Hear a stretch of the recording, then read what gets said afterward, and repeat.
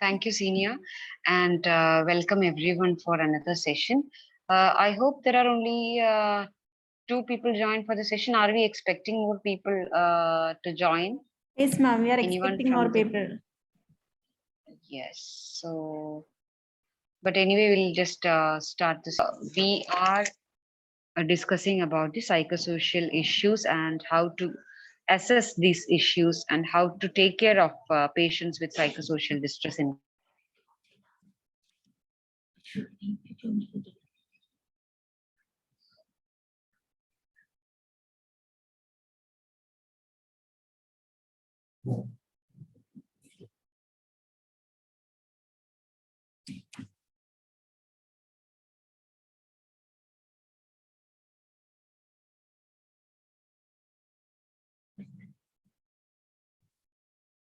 for today's session.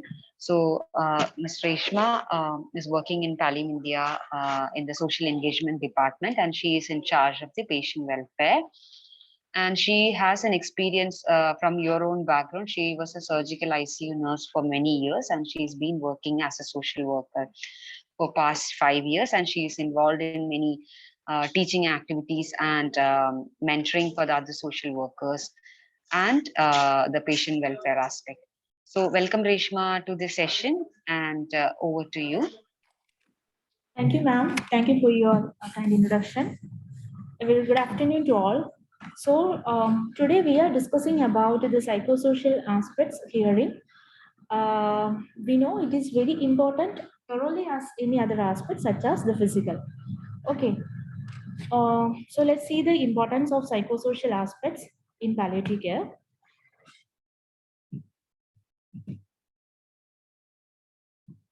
So I think you already discussed about World Health Organization's definition of palliative care, which is an approach which improve the quality of life of patients and their families. So we are here treating or we are taking care of the life of patient, as well as equal importance is given to their family members facing problems associated with life-threatening illness. So, when we are telling about the life-threatening illness, we can also include the life-limiting conditions also through the prevention and relief of suffering by means of early identification and impeccable assessment, which is I'm going to explain you in detail here, and treatment of pain and other problems such as the physical, psychosocial, as well as the spiritual one. So we can move to the elements of hospice care. So what makes a hospice care or a palliative care setting is different from other hospital environment. Here, the patient and family are the unit of care. As I told, we are giving equal importance to the patient as well as the family member. Then care is provided in the inpatient facilities and in the home. So those who need care, we have to reach them where they are. So we are taking care in their home also. Next is the symptom management is a focus of our treatment. We are taking care of the symptom and not focusing upon curing the disease and the treatment procedure, which is only taken care by the specialist, or they can continue their specific treatments in their such and such where they are taking care. But we can focus upon the symptom management of their care. So palliative care treats the all person. So here we are approaching a holistic care to the patient, including considering them their physical as well as the psychological and the social elements, and treat them as a whole person. The other one is the services are available in 24 hours of a day, like other hospitals, and palliative care is interdisciplinary. So what is an interdisciplinary team approach? Anyone can explain? Do you have any interdisciplinary team in your hospital setting? or do you have any interdisciplinary meetings regarding the patient care and activities? So if anybody is doing like that, you can explain what kind of approach we are providing through the interdisciplinary team care. Anyone?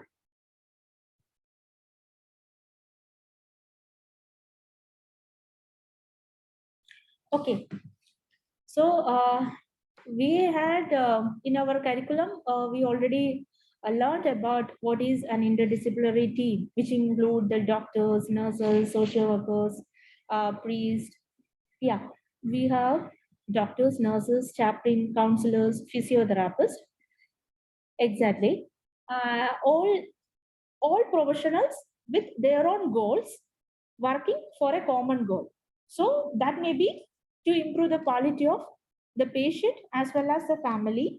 Maybe we can establish a kind of a good communication pattern through an interdisciplinary team to achieve a common goal. So interdisciplinary team in the sense, each professional is working based upon their professionalism to achieve a common goal. So next is the volunteers are the integral part. Uh, in our hospice care, volunteers are a vital part. How they are doing or what they are doing in taking care of patients. So as I told, we are treating them in their home or where they are. So these volunteers, it's bad weather here today. Connection lost. Okay. Okay, Nirosha. So volunteers can act as a bridge or a facilitator. They may speak up based on the family, or they can be a face of their local, or maybe they are referring their neighbors, or where they are in that particular place.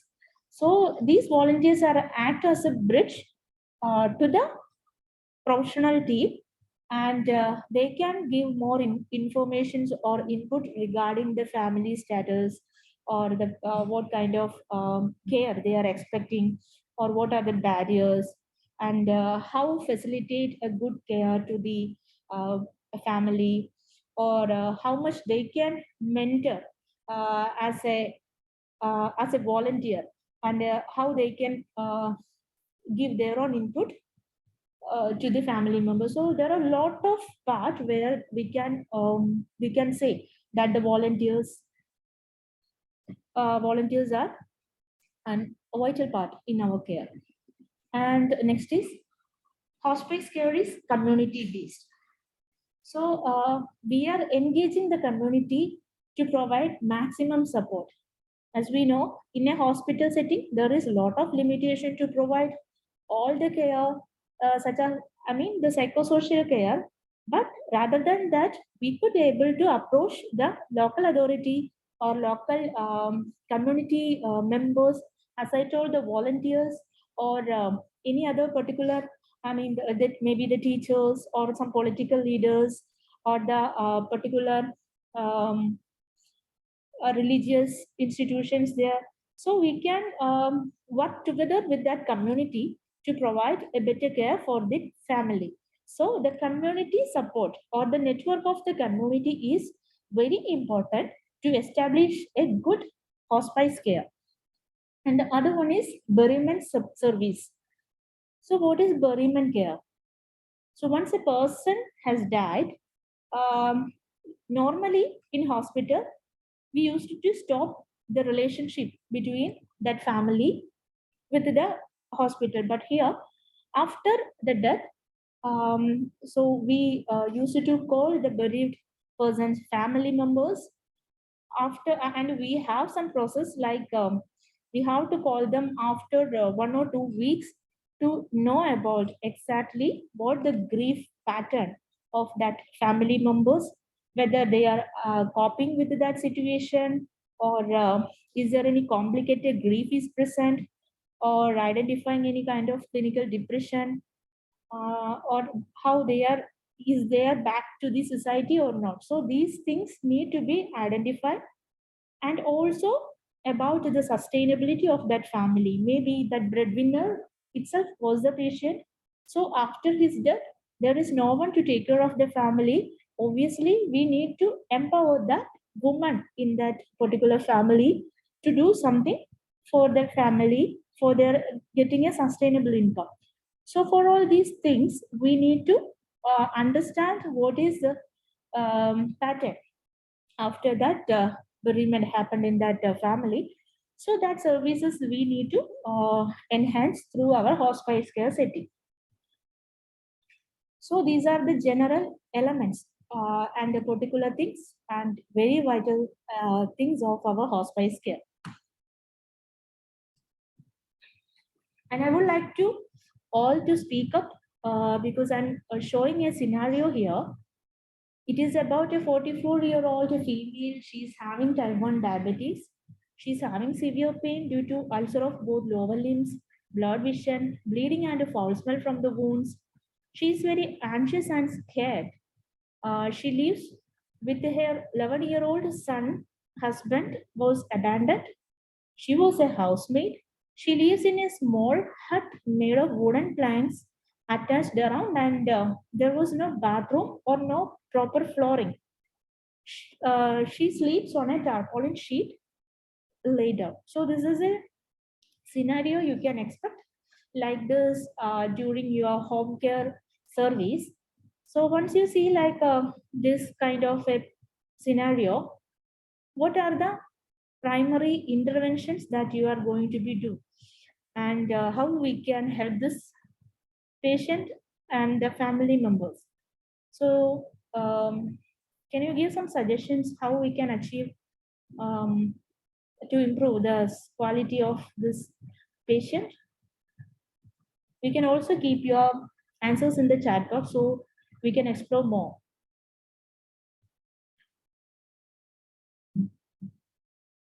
I would like to request everyone's participation so that it would be easily to understand about how we can deal a patient like kind of this vulnerable patient.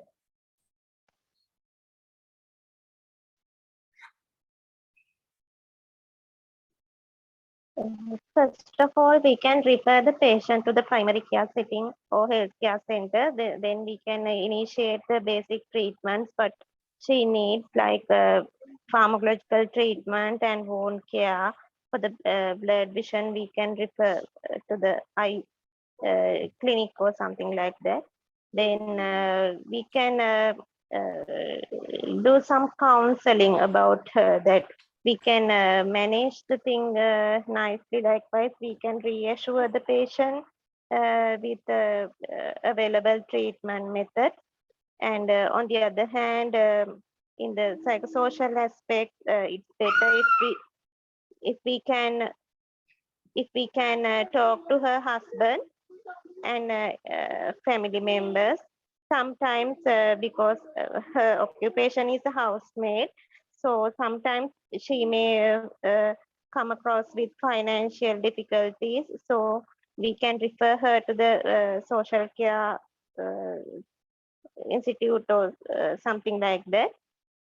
Then when it comes to the her house environment, then we can arrange something like that to facilitate her with the bed or something like that. Sometimes her wound may get worse with the dust or something like that. So if we have facilities, we can give her some bed or such facilities. That's my answer. Thank you. Thank you, Nirosha. You almost cover all the factors which we need to focus. And the other answers are first thing will be pain relief, symptom management, connecting her to social worker for the welfare. Okay. So as Nirosha told, she is basically does not have any kind of amenities, right?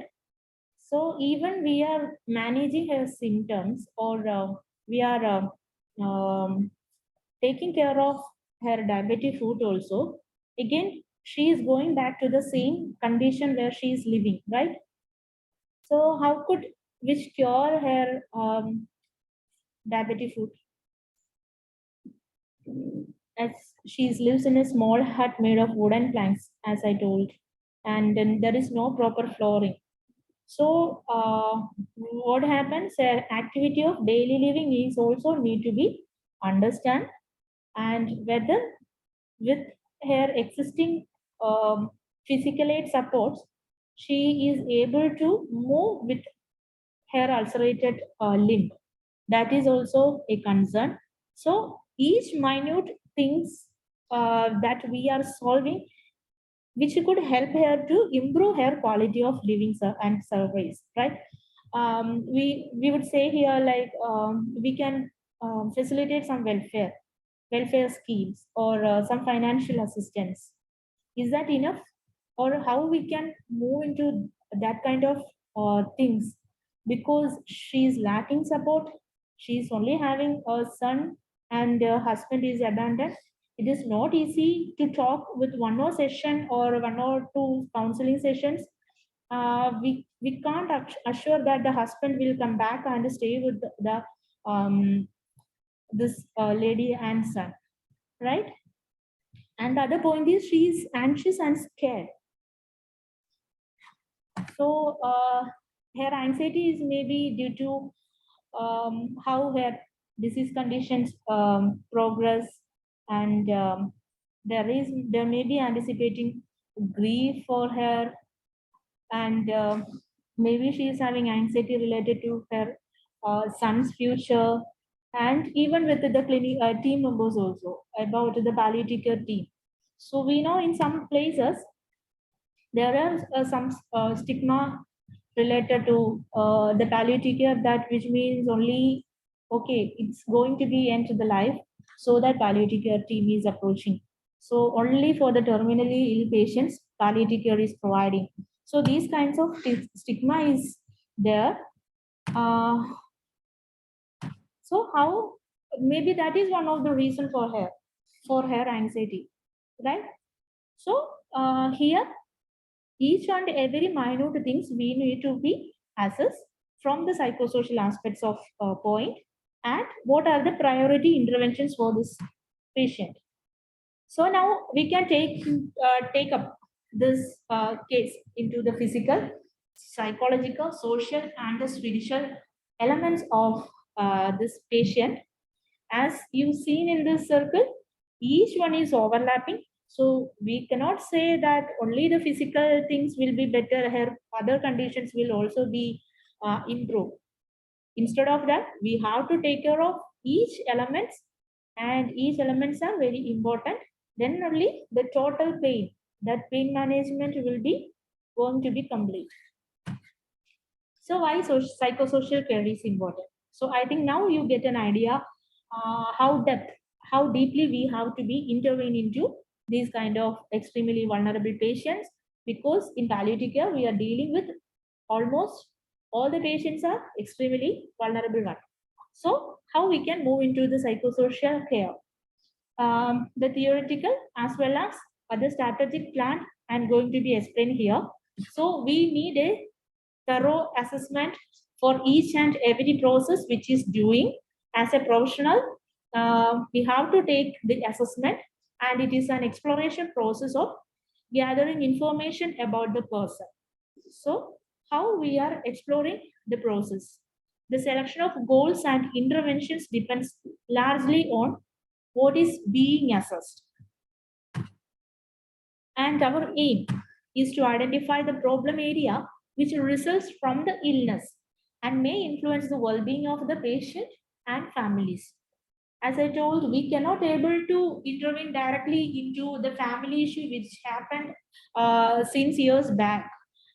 And but instead of that, we are focusing what the patient is suffering due to the illness, and how that illness influence the quality of their life. So this assessment is an ongoing process.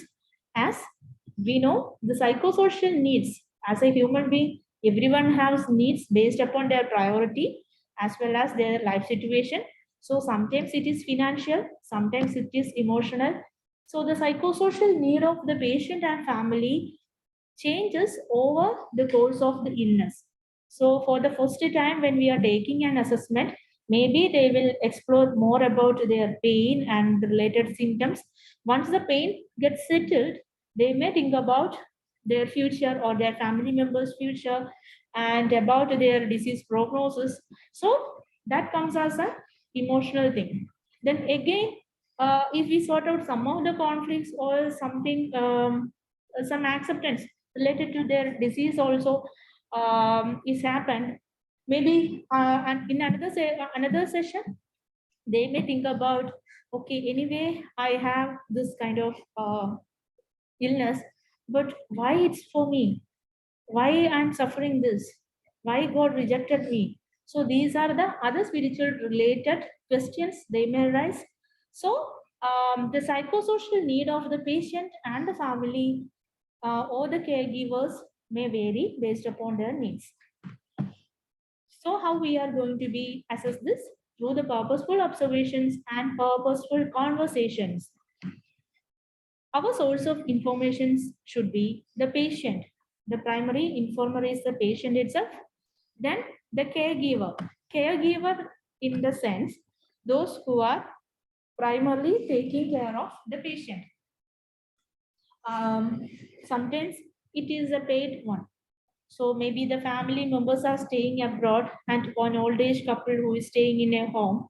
So we can call the paid caregiver as the initial caregiver.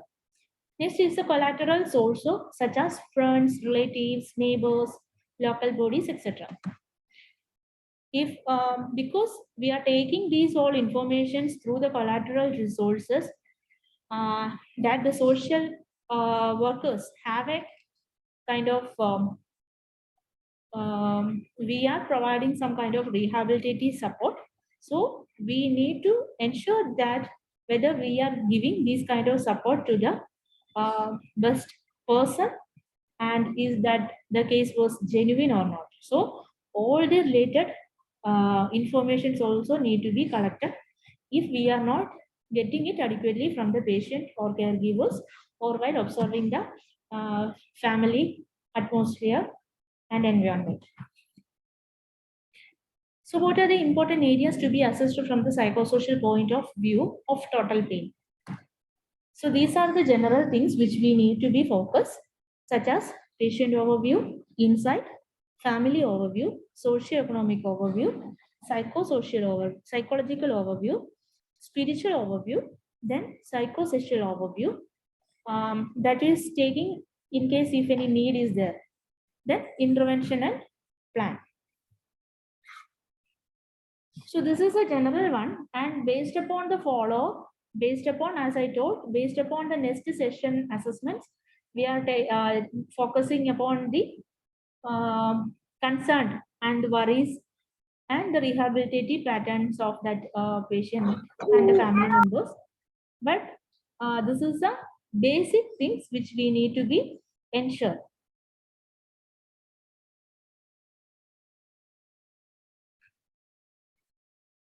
Then first one is a patient overview, which include the basic demographic details such as their name, their age, their sex, then occupation, before and after illness, primary caregiver, and the relationship. So why we are taking the occupation, whether they are able to continue their job after their illness.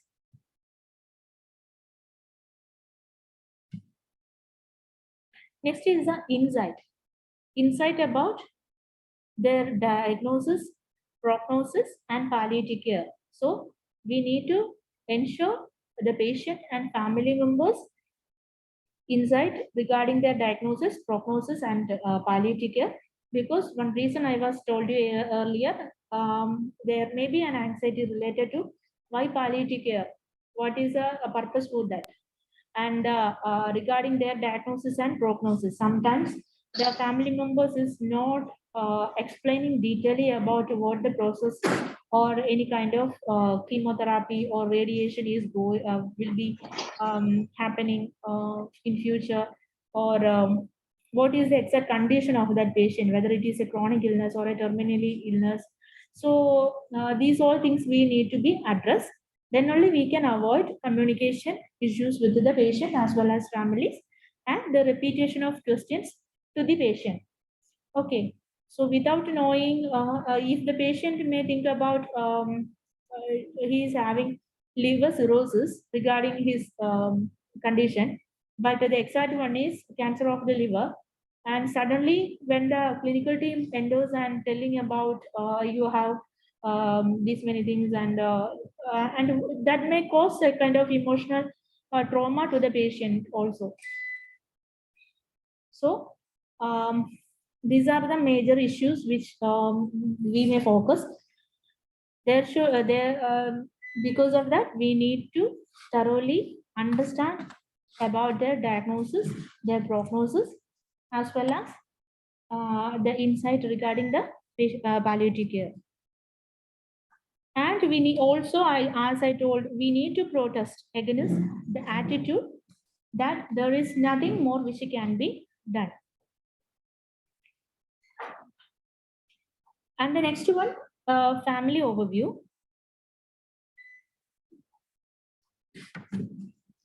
Am I audible?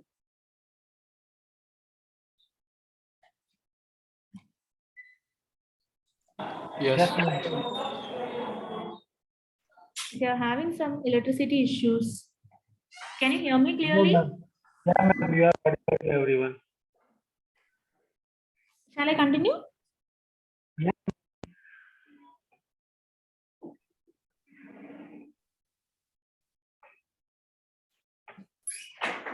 Maybe this problem may persist because of some technical issues.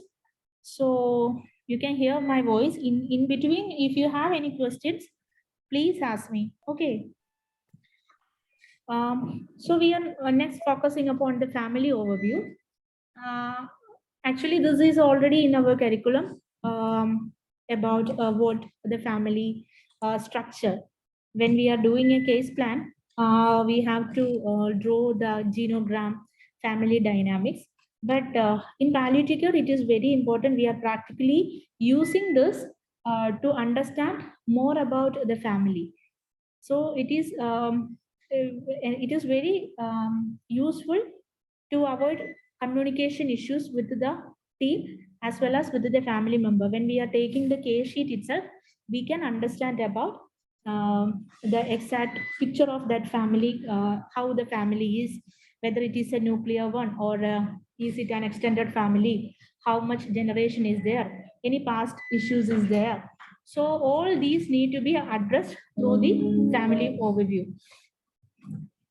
So the first one is the genogram. Genogram means it is a graphical representation of person's family over at least 3 generations, which it tells us about their structure, the dynamic, their strength, and the resources.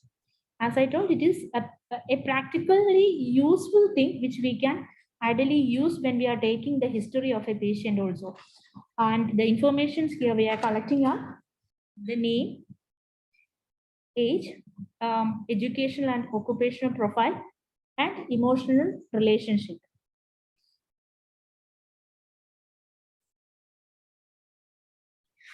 So these are the universally accepted symbols which we are using, as you already aware. So male denote with a square, female is with a circle. And what make it different is we are focusing upon the emotional and the relationship pattern also here in this picture. Whether they are married, separated, divorced, you can see here in the slide. Married means a single line. Separated means there is a 1/ separating that male and the female. And divorce means double slash. That means they are legally divorced. And the Other one, you can see for the pregnancy, adopted child, miscarriage, for twins, abortion. So universally, we are getting a lot of these kind of symbols, and you can Google it and use it in your case sheet. In the same, like, see the emotional relationships we can denote it like plain means a normal relationship, and if we want to show something more regarding their friendship, whether they are close, and you can see some two parallel lines which shows very close or intimacy. Then any conflicts is there, there is a zigzag line, and violence means we can bold it, that zigzag line. Then emotional abuse, whether any emotional issues is there and there is any past sexual abuse history or any kind of neglect. So these can be picturized in the genogram so that the person next visiting that patient, while they are seeing that case sheet itself, they can easily identify, okay, there is some relationship between this husband and the wife, and they are living separately. So we can avoid the questions like, where is your husband? Why can't he accompany you? So these kind of questions can be avoided while seeing this case sheet itself. So this is having a practical sense and very useful thing. This is an example which I have presenting based on the scenario which already I had showed you.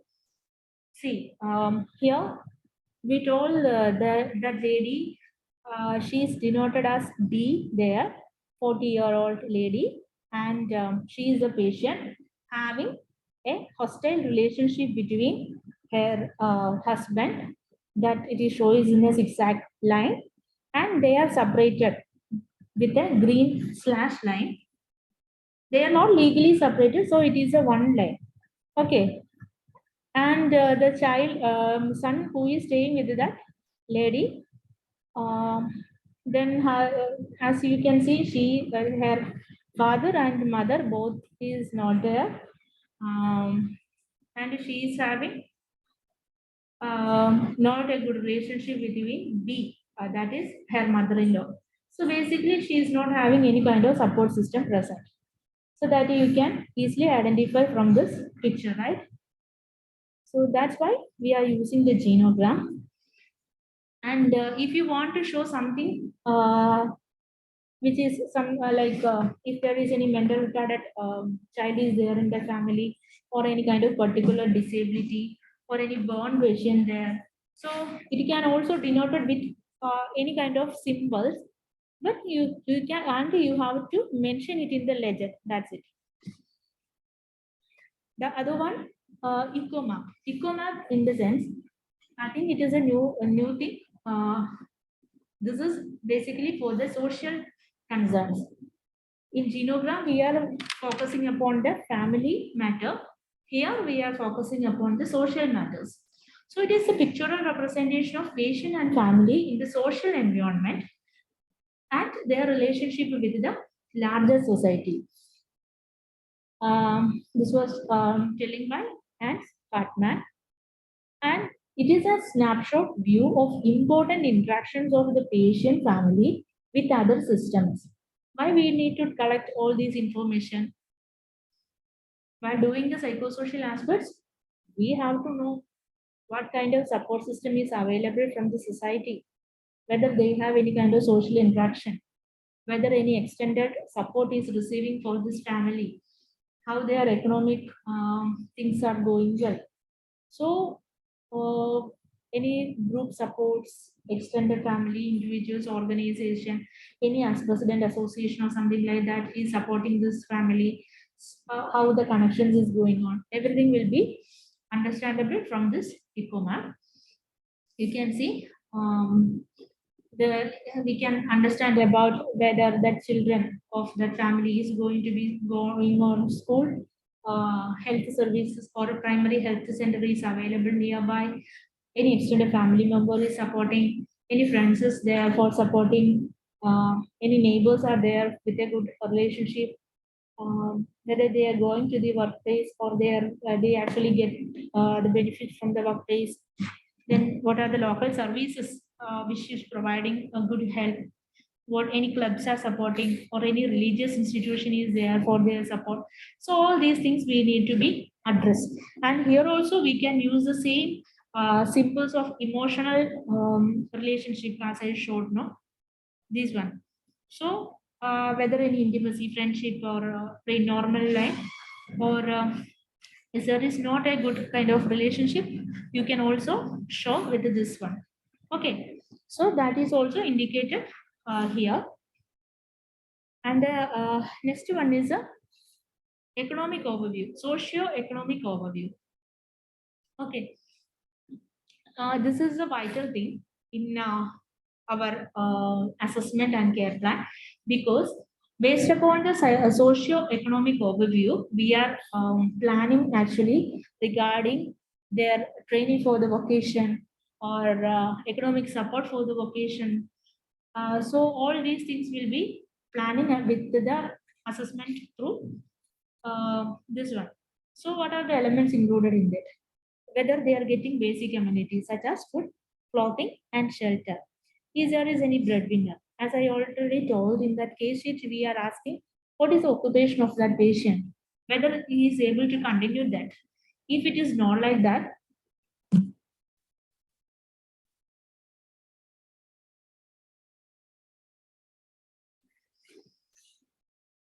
if it is not like that, who is taking care of the financial issues of that family? Currently, is there any breadwinner in that family? Or who controls the finance? Who is the source of income? Whether they are having any debts? What are the social support systems, such as government schemes is available or any local financial support is getting? And what about the education of the children? Is it in a harm? Because due to the disease condition of the breadwinner, Uncle, can you whether please they are give my going to lose the education of that kids in that family. So these all need to be understand, and we have to take. We also need to think about if maybe the family, the son of that particular family, is getting an income of 30,000 per month, but the father having a dialysis and spending more than 1 lakh rupees per month, then how that we can we easily understandable, no? The income and the expenditure, income versus expenditure pattern. So because of this treatment burden, whether family is approaching any kind of death or having already in a death, maybe they are living in a two-story building before the illness, and even that now also the family is living in a two-story building, but this income versus expenditure is very bad and not manageable. Then definitely they need a kind of support for enhance the sustainability through a income. Maybe we need to empower the woman in that particular family, or the son or the daughter of that family. So these all need to be addressed, and this is one of the major role in the psychosocial care, and that's why socio-economic overview is very much important. Then psychological overview, and we are here when during the home care services, it is not easy to assess the psychological pattern, because what are the things we are observing in a one side visit, that only we came to know, right? So this can be done in IP settings very deeply, whether the patient is feeling or the family feeling overwhelmed, helplessness or hopeless, feeling of guilty without a clear cause. Maybe the patient now thinking about he was not able to take care of his mother or his parents well. That's why now I am suffering with this kind of condition, and that kind of guilty feeling is there. Definitely these need to be addressed. There are a lot of elements, negative elements, make them feeling guilty, which easily we can sort it out through a continuous conversations or the counseling sessions. and about their worries and anxiety. Definitely, there should be an anticipating anxiety related to their condition, right? And it is equal to the patient as well as the family member.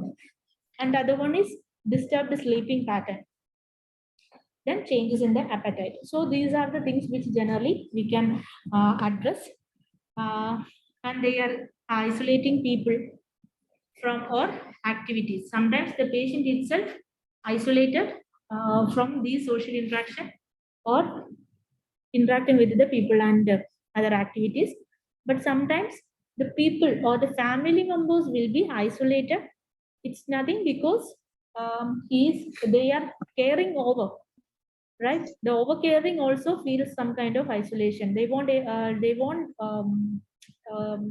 tell them to do any kind of activities and assisting in all their daily living activities, which make them more sick. So this also need to be clarified. And other thing is experiencing unusual anger or irritability. That may be a cause of depression, or that may be due to an over anxiety.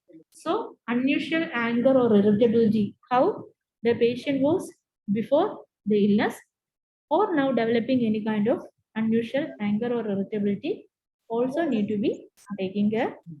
Then fatigue, having difficulty keeping up with daily tasks, and any other somatic symptoms.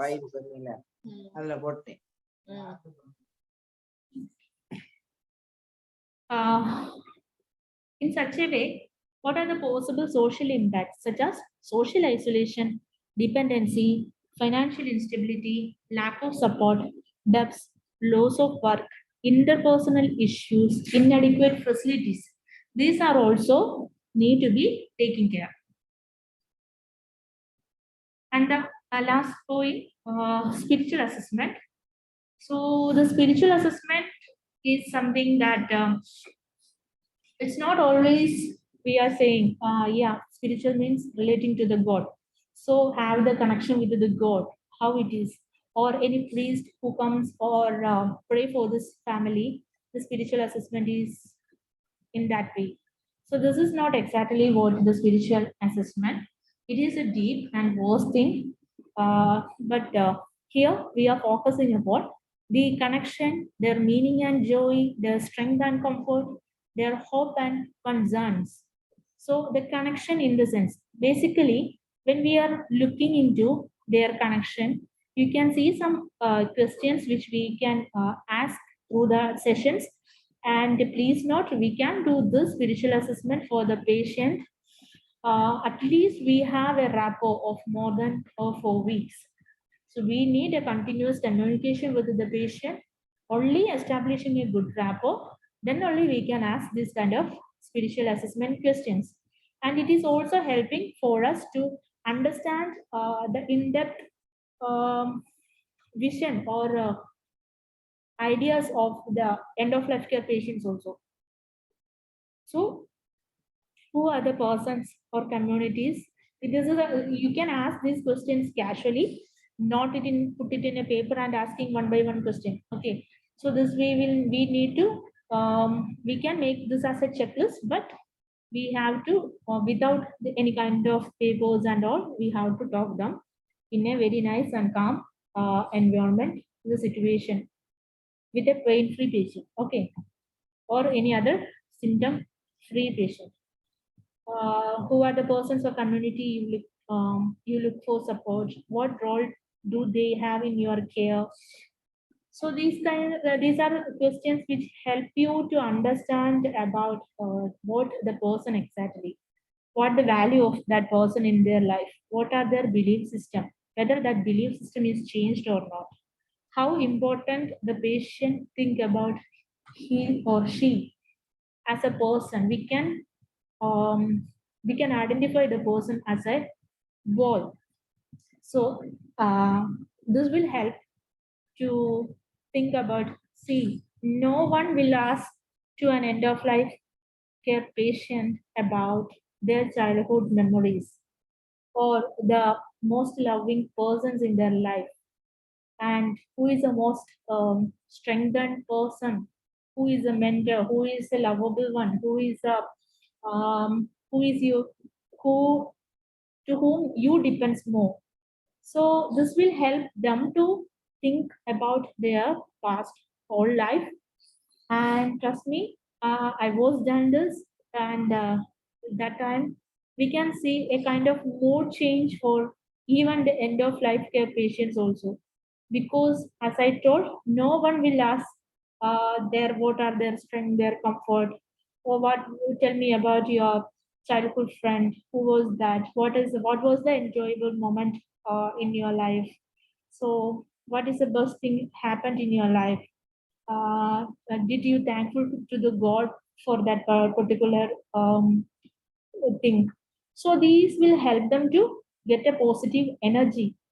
So, and obviously kind of mood change also will be there. And a delicate question you can see in the last, their hopes and concerns. Is there anything that you hope for, or is there anything else unfinished? So directly, that is a kind of last wish. We can we call it as a last wish, right? So instead of asking it like this, anything left behind their life or anything they want to fulfill, if it could be achievable through a hospice care, whether that could be a meeting of the family member, or they want to write a will for their daughters or son, or for their partner, or they want to do something, they want to visit a beach or something, whatever this may be, based upon their feelings and concerns. If it is possible one, this is also a task which the social workers can be do. So this you can see this picture here.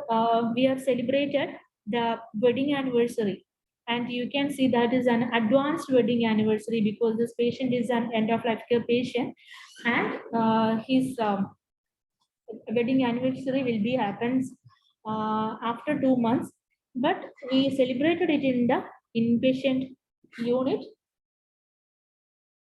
After the spiritual assessment, we understood that he thinks that maybe he is going to be miss his next wedding anniversary in future. So that's why we celebrated. So these kind of things we can we can understand during the spiritual assessment.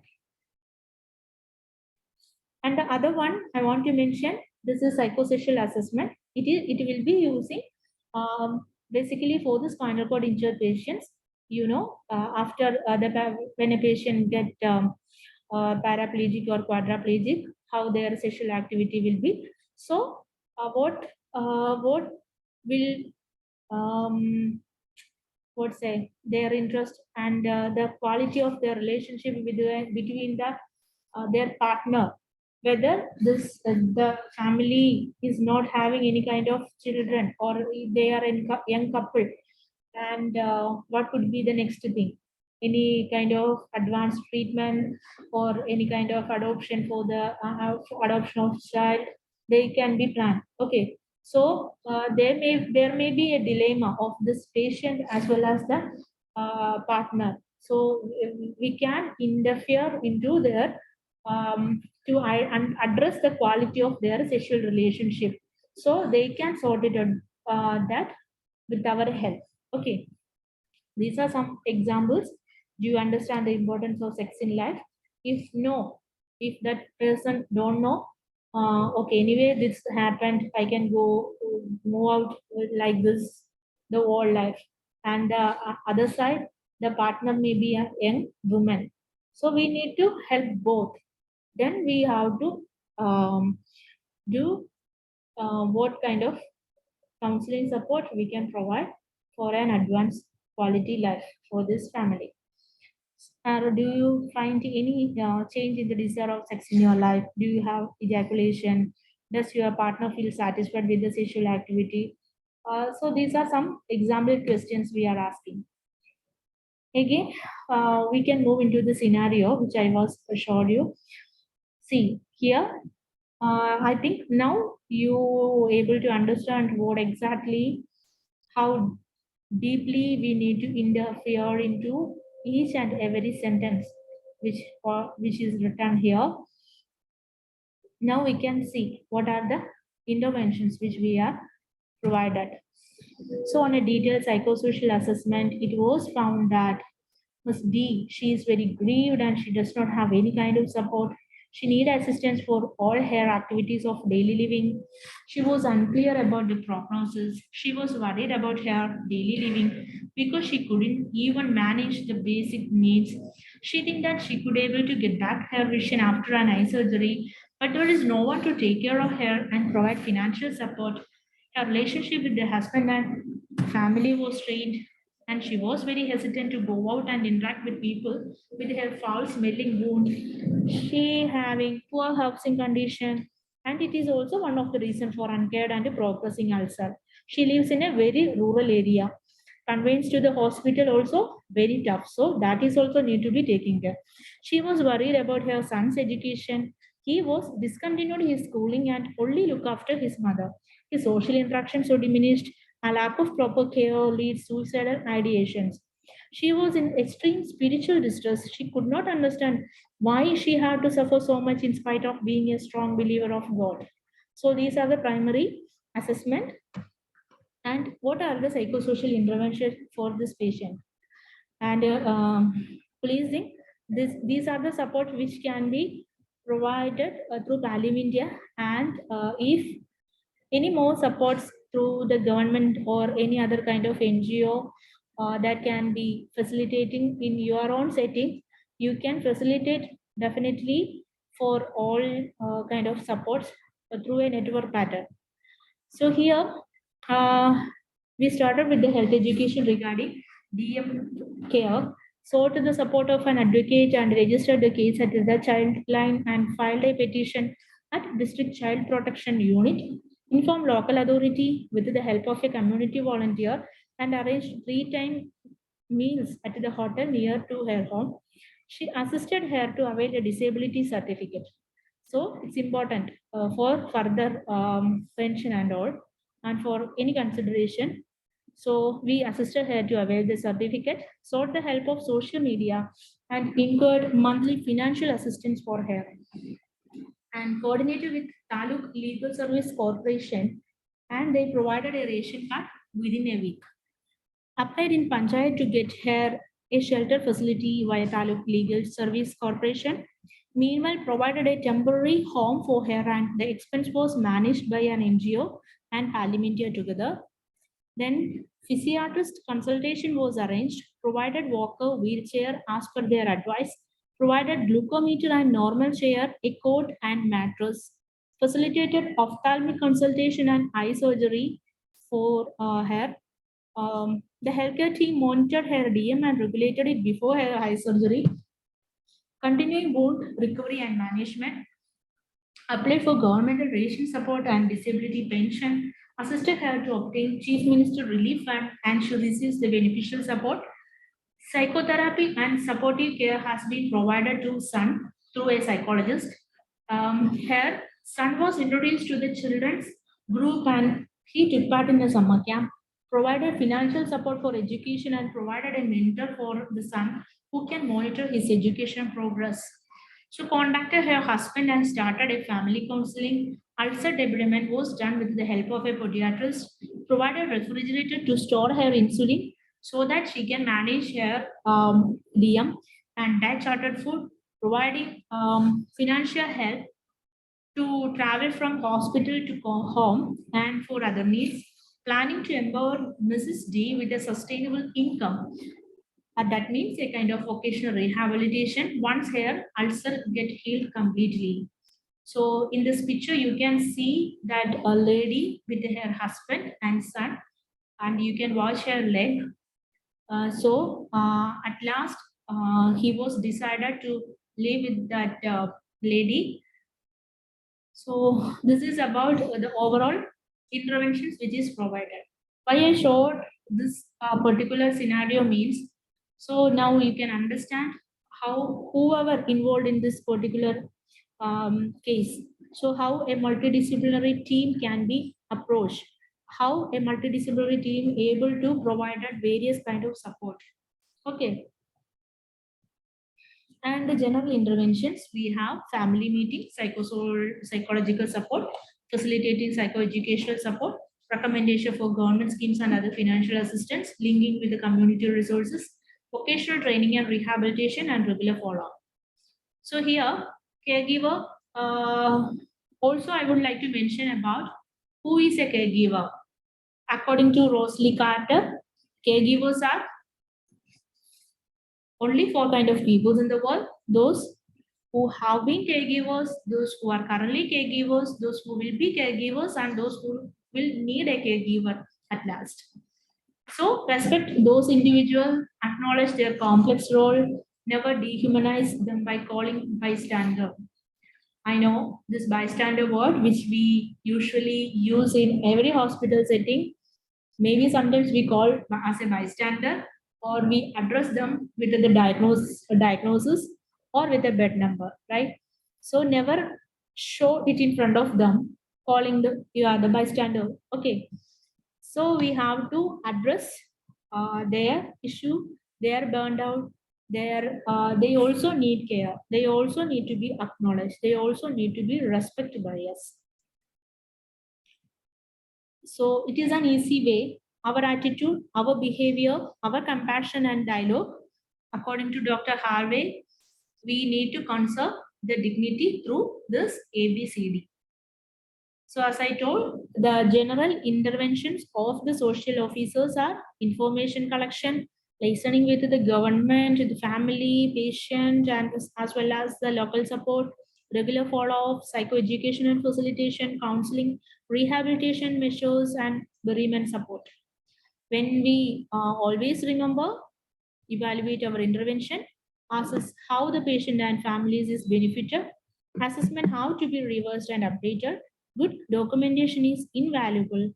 Wherever possible, use validated techniques. There is an art and science in psychosocial care, just as in the medicine. So this is about the psychosocial aspects of palliative care.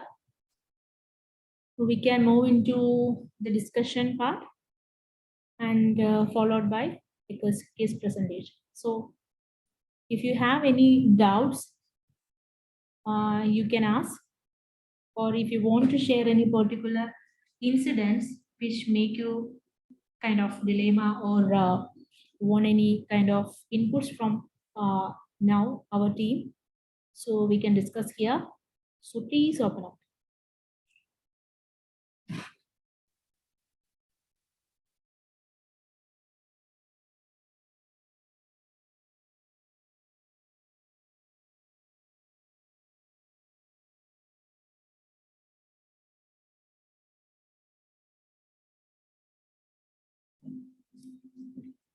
How many of you are working together with the social workers in your health settings?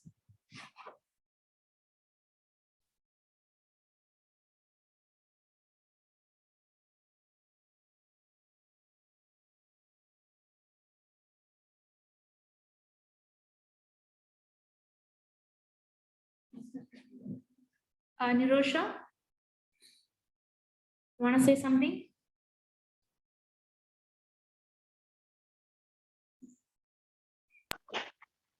No, I want to tell that in the pain clinic in our hospital setting, there's a social care, social services worker as well. So she can attend to the patients, those who are having social, that mean financial matters, something like that.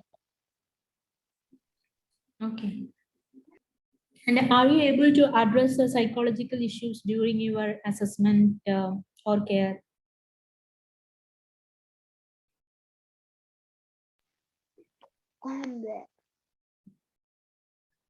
No?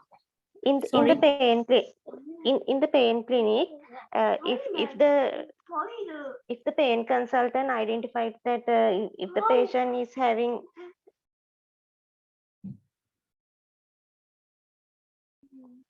any problems, so sometimes she will address them. Otherwise, she will refer those patients to the psychiatrist.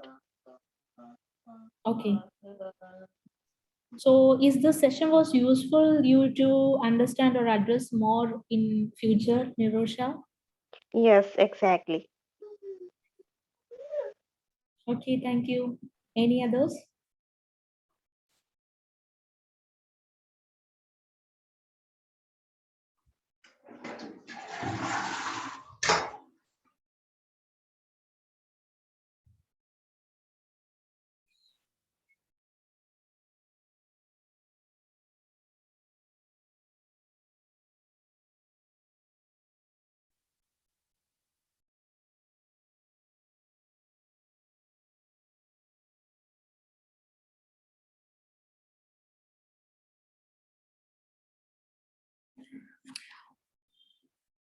Do you have any doubts? If you are not having any doubts, we will move to the case presentation.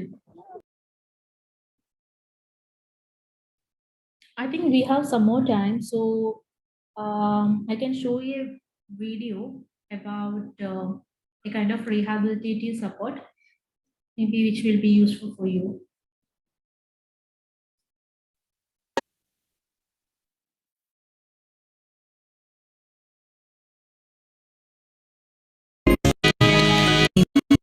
And inspiration and motivation.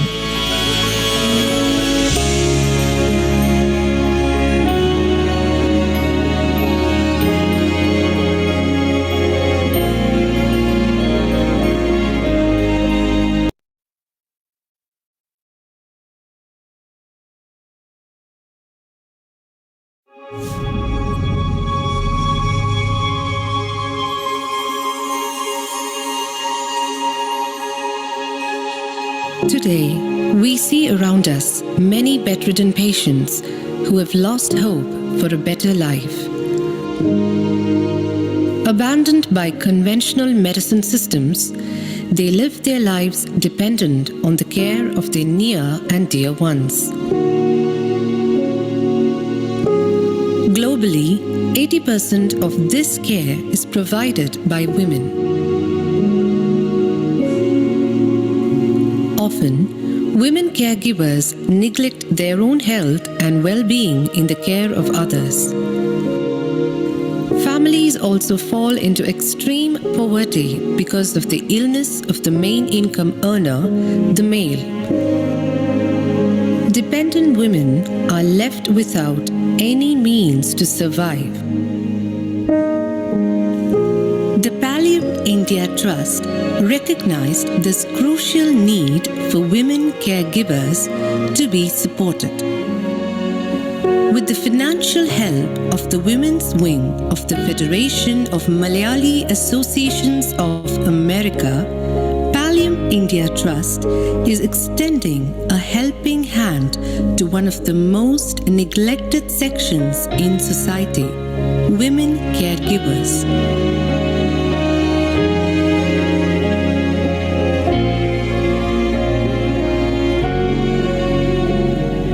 Shaila has faced misfortune upon misfortune. While her husband was stricken by cerebral vascular accident, she lost her 22-year-old son in a motorbike accident. Despite these debilitating events, Shaila faces life with unusual courage. Once again, Pallium India reached out and is supporting Shaila to rebuild her life.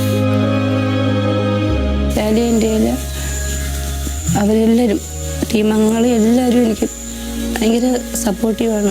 ശരിക്കും പറഞ്ഞാൽ ഞാൻ ഇന്ന് അങ്ങോട്ട് മുന്നോട്ട് പോകുന്നത് തന്നെ എനിക്ക് അവരെ സപ്പോർട്ടുള്ളത് കൊണ്ടാണ്. എല്ലാ രീതിയിലും എല്ലാവരും ഭയങ്കര ഇതാണ്. എല്ലാവരും എൻ്റെ അടുത്ത് പറഞ്ഞിട്ടുണ്ട്, ഏത് സമയത്ത് എന്തൊരു ഇത് വന്നാലും ഒരു കോൾ ചെയ്താൽ മതി, അപ്പം അവരെത്തുമെന്ന് പറഞ്ഞിട്ടുണ്ട്. അത് തന്നെയാണ് എൻ്റെ ജീവിതത്തിലെ പ്രതീക്ഷയും.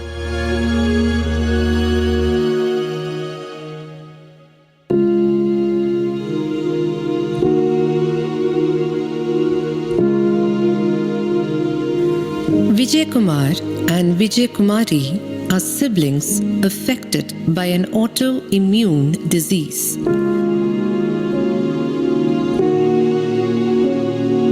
Now, at 34 and 36 years, their only caregivers are their elderly parents. While Pallium India provides them with home care facilities, which takes care of their medical needs, their elderly mother needed an extra income to support the family.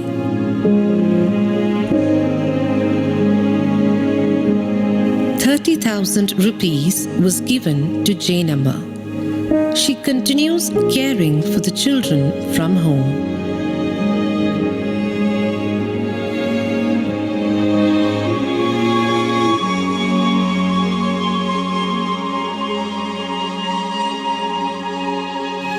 Rashmi has another story to tell.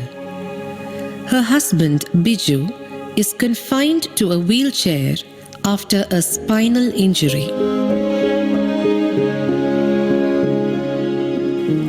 Rashmi set up a small garment business with which she managed to run the household.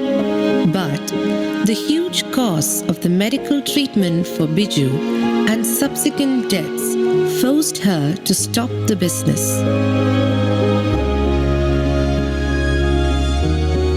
Through FOMA, she was given a grant of ₹30,000. With this, Rashmi was able to restart her small garment business.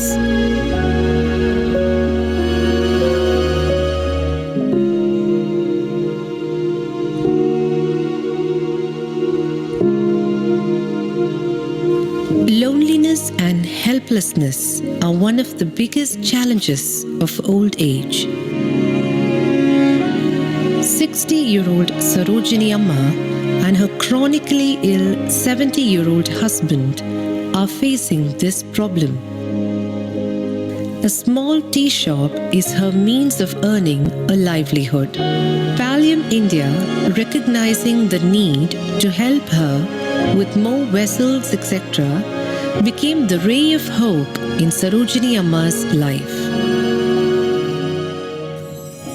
We have just seen 4 stories among the many that the Pallium India Trust has affected through timely aid and care.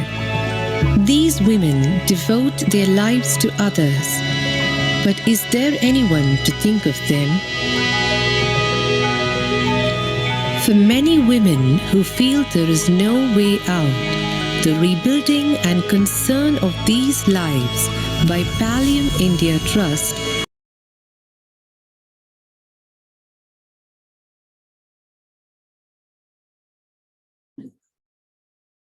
So you are watching the video. So we are moving on to the case presentation.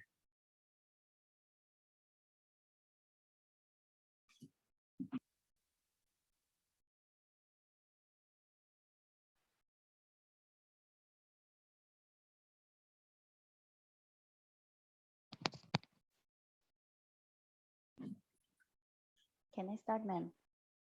You are not clearly audible. Am I audible now? Yes, Can you speak out much bit little louder? Okay, ma'am. Good evening to all. My name is Nungshi Chungla Ayer. Today I'll be presenting a case on endometrial carcinoma. My patient's age is 60 years and female is gender. Okay, presenting complaint. She came with a complaint of vomiting after food for 2 days, loss of appetite, general weakness, loose motion for 3 to 2 episodes, and then severe headache and body ache. Okay, and history of illness. Recently diagnosed endometrial carcinoma, came with complaint of abdominal pain, nausea, headache, edema on the lower limbs, loose motion. Abdominal pain was radiating to the back, and history of cholecystectomy and hysterectomy in 2010. On examination, the patient looked very weak, Nasogastric tube and Foley's catheter was in situ. Patient was kept nil orally because of abdominal distension, and edema was seen on both lower limbs. And then while communicating with the patient did not make any eye contact during conversation. And on abdominal observation, there was abdominal distension. Okay, and treatment and significant investigation. Conservative and symptomatic treatment was going on. PET scan report was awaited for further management. And patient on investigation, patient's HB was only 6 grams, so 3 units whole blood was received. Patient blood group was B negative. And on investigation, CBC, KFT, LFT, urine RE was done. CT scan of whole abdomen was done, which showed subacute intestinal obstruction, and Doppler lower limb venous system was done, which shows bilateral common femoral vein, deep vein thrombosis was seen. And medication, the patient was receiving injection pantoprazole, IV OD, injection Percocet, IV BT, injection Perinorm, IV BT, and injection Tramadol, IV TTAs, and injection erythropoietin, OD, and tablet Nefrosef BT, tablet Bemced OD, and tablet Stametil SOS, and syrup Zincovid BT. Psychosocial aspects. 60-year-old female surviving with 4 children, 2 sons and 2 daughters. She lost her husband 5 years back, and her eldest son was married, and then the remaining 3 children was unmarried. According to the daughter, her mother have concerns about their future, about their marriage also. And patient was very talkative and jolly, but after the diagnosis, does not interact much. This was according to her daughter. Patient was too weak to socialize. She is a Christian by religion, and she was an active church member, but because of her illness, she is not able to do so. And patient wants to discharge and go home and rest at home. And the main concerns are depression, edema on the lower limbs, and compliance to the course of treatment. Summary of the case. A 60-year-old female patient recently diagnosed with endometrial carcinoma was admitted with a complaint of headache, abdominal pain, swelling of the lower limbs, loose motion, decreased appetite, general weakness, receiving conservative and symptomatic treatment until the PET scan report. Discussion points. Pain management. She had severe pain abdomen, depression, how to regain her strength and for rehabilitation, and positive reinforcement. Thank you.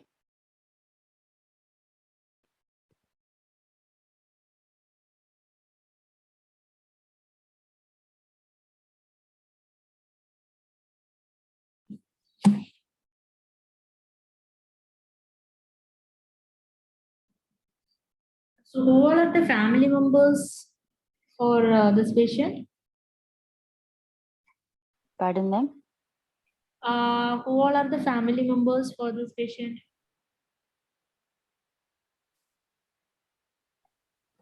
I'm sorry, ma'am, I can't hear you.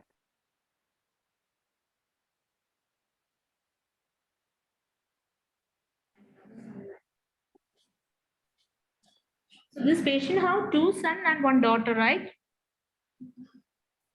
Yes, ma'am. 2 sons and 2 daughters. 2 sons and 2 daughters. Yes, ma'am. So 1 son is yet to be married, right? 1 son is already married, and then the remaining is unmarried. Yeah, that's why I'm asking.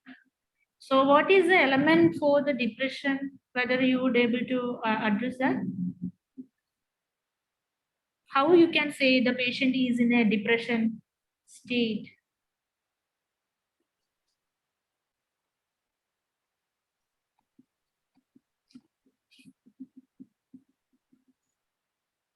Actually, the patient was very jolly and was very socially active.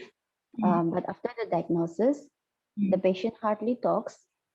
And while communicating also, the patient does not make any eye contact. But there was no, according to the daughter, the patient was not like aggressive or anything like that. But usually She is on doesn't talk. NG tube and catheterization. Yes, ma'am. Okay. And what about the bonding between the children?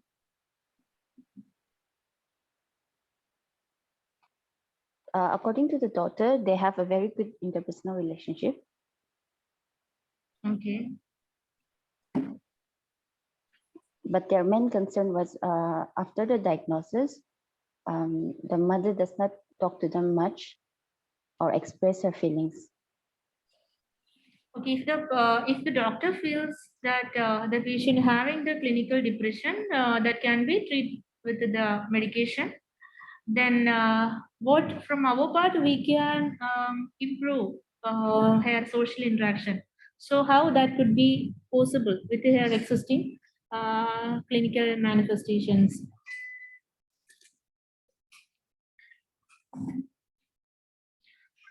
So, am I audible? Yes, ma'am. Okay. So we need to, as you told, they are having a good relationship. So at what point, whether the symptoms, the worsening symptoms made her unhappy, or if she's in a severe pain, we can't take away from home or take away from the hospital. But at any some point, what are the enjoyable moments that we can create for her with the support of the family members? Or what are the things which she usually likes to do? What are her previous daily routine? As you told, she is an active member in church. So if the persons may there may be a negative aspect or a positive aspect, the church members can visit this patient and interact more, at some point if she could able to move, definitely the family members can take her to the church at least for some visit and prayer. So this will reduce that she's missing a lot of things as she is very active before.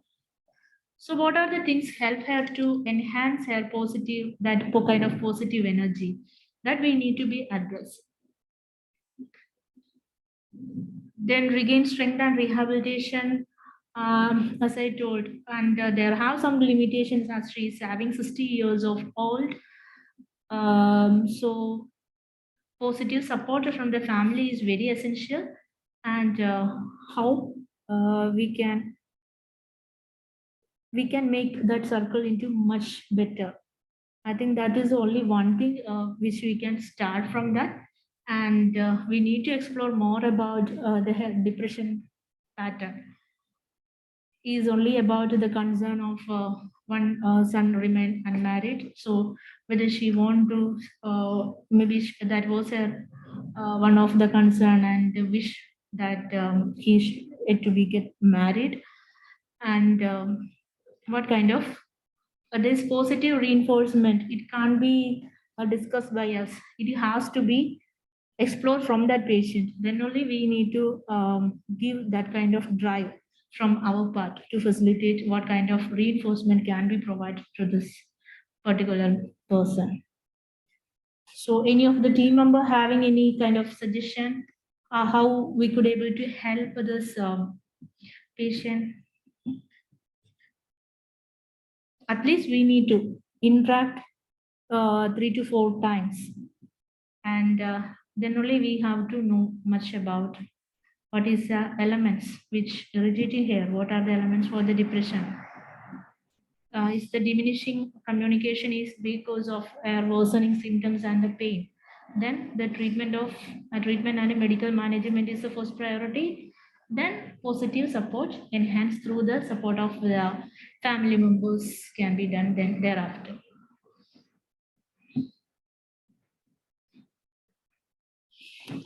Any others having any suggestion?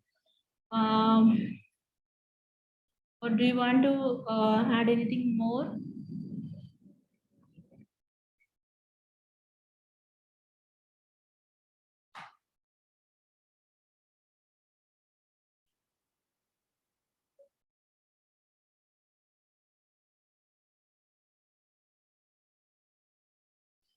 See, to fulfill as a palliative care nurse, the communication with the team members as well as with the patient and the family is very important. It is also important to respond to the classes also. As a nurse, we have to open up with your experience and the explore experiences from your part is also very vital to move forward. So this is not a good sign, being silent.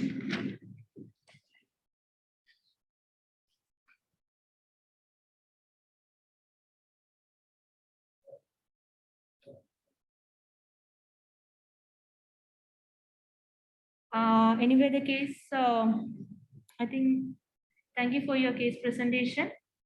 But you have to more conscious about when we are presenting a case.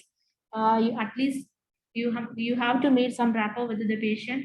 Then only present the case. Then we can discuss and we can also help you to give more interventions when we are giving our inputs.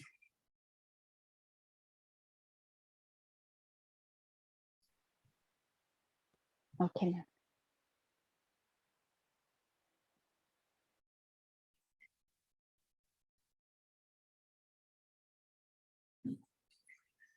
Thank you, Reshma ma'am, for this wonderful session. It's sure that she had done a lot of homework for this wonderful class.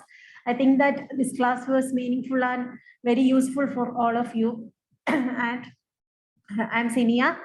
Hope to see you all. We are signing off from this session. Thank you again, Reshma ma'am, for this wonderful class. Thank you all. Thank you all.